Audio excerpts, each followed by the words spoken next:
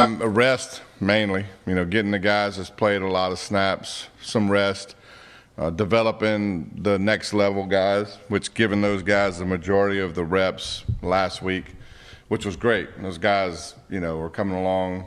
Development of younger guys is obviously extremely important. So you can use those weeks to give those guys a lot of reps and to really give the guys that have been playing the most a little bit of, not that they have complete time off. They're still getting reps at practice, but just kind of taking it easy on them a little bit with the amount. Who were some of those guys, like the rotational guys who we don't see a ton on the field, who maybe impress you the most with their progress during the other reps of the bye week? You talking about the younger guys? Yeah. I mean, all of them, none of them were like disappointing. I'm not going to sit here and point out one and not point out the other, but, I was happy with those guys, and I thought they played really well, to be honest with you.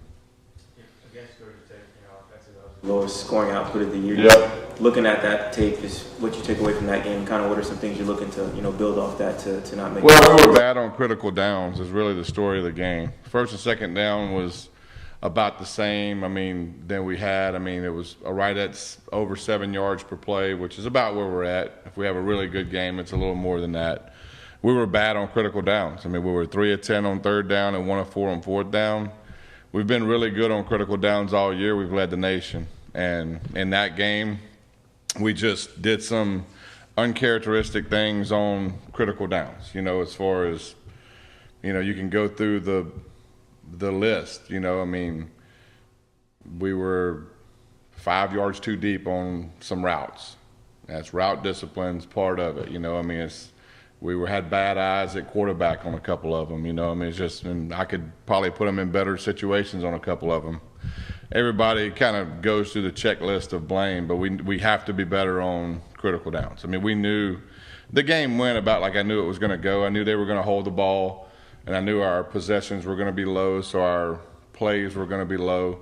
You got to take advantage of them when they're low, and we pressed a little bit and did some uncharacteristic things on critical downs that cost us. Do you buy into, so there was that 10-minute drive, do you buy into the thinking that your offense could get out of rhythm when you're on the sideline? We talk about just staying ready to play, but as far as out of rhythm, looking back on it, you can sit here and dissect it 20 different ways.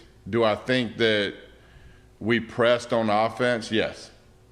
And do I know why? No.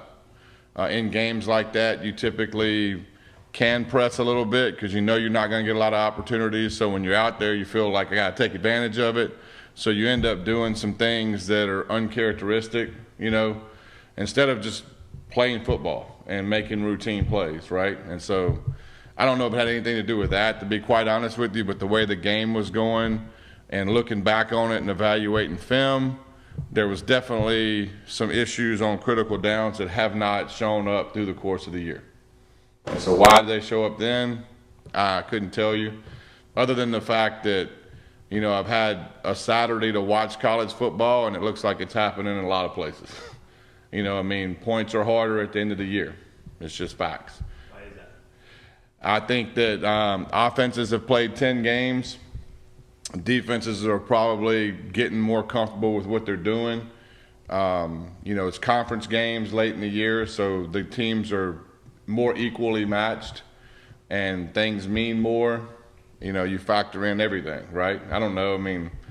It's just the way it is. You look across the board and you got 20-something to 10 games. In games where those teams have been scoring 40, now.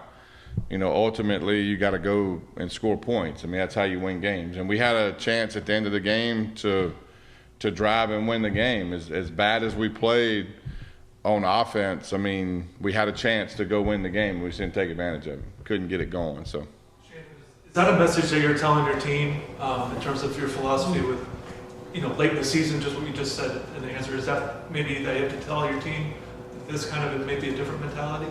No, I don't tell them that really. It's just I'm making an observation to you guys. I watched football yesterday, and it was just very, we go through what we went through Saturday, which was not fun. and then you have a chance to kind of decompress and watch college football. And, you know, what you see is it's pretty similar across the board. And so later in the year, games are tighter, you know, and it doesn't matter who's playing. It just doesn't. And so, you know, you got to take advantage of opportunities. And really that game, the storyline is honestly critical. Third downs. I mean, we were bad on third down for the first time all year, you know. And so. How has Cam Ward responded, you know, after loss? And then I saw he got, you know, all the offensive linemen some change. Wonder if did you get any blame from Cam Ward? I didn't get any change. I don't know if I deserve any change, to be quite honest with you.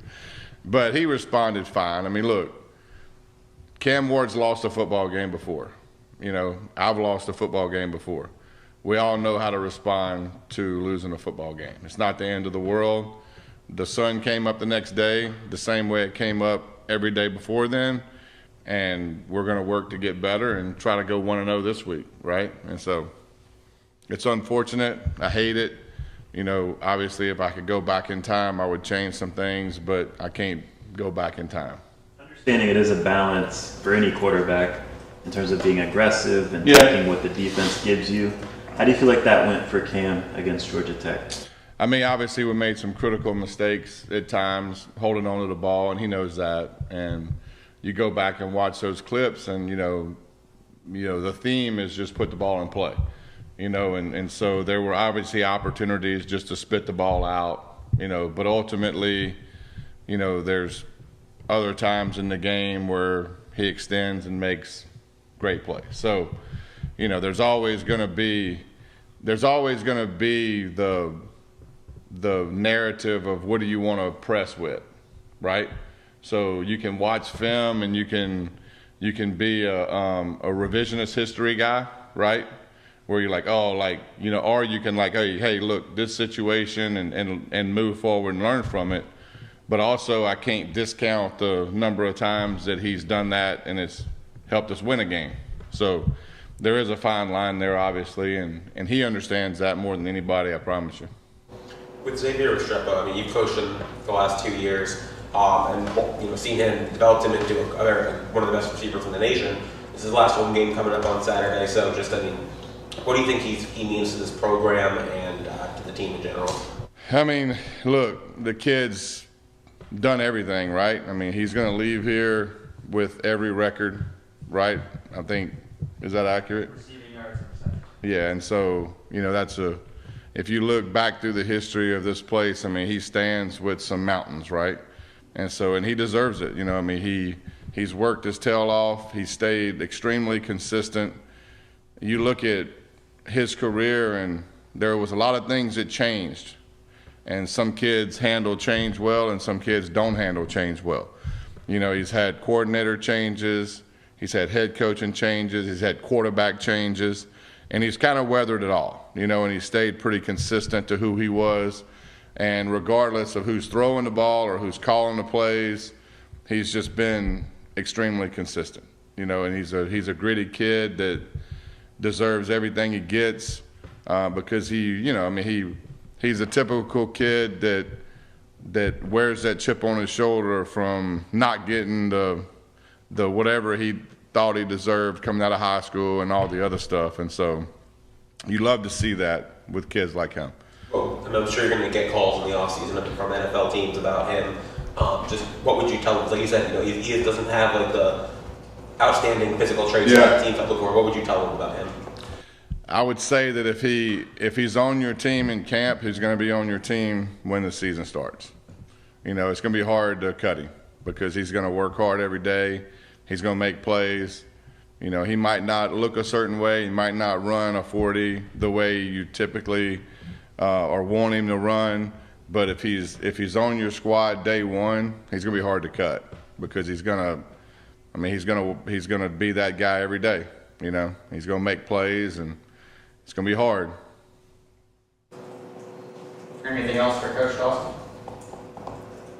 Awesome. Thanks, Appreciate it, guys. Thank you.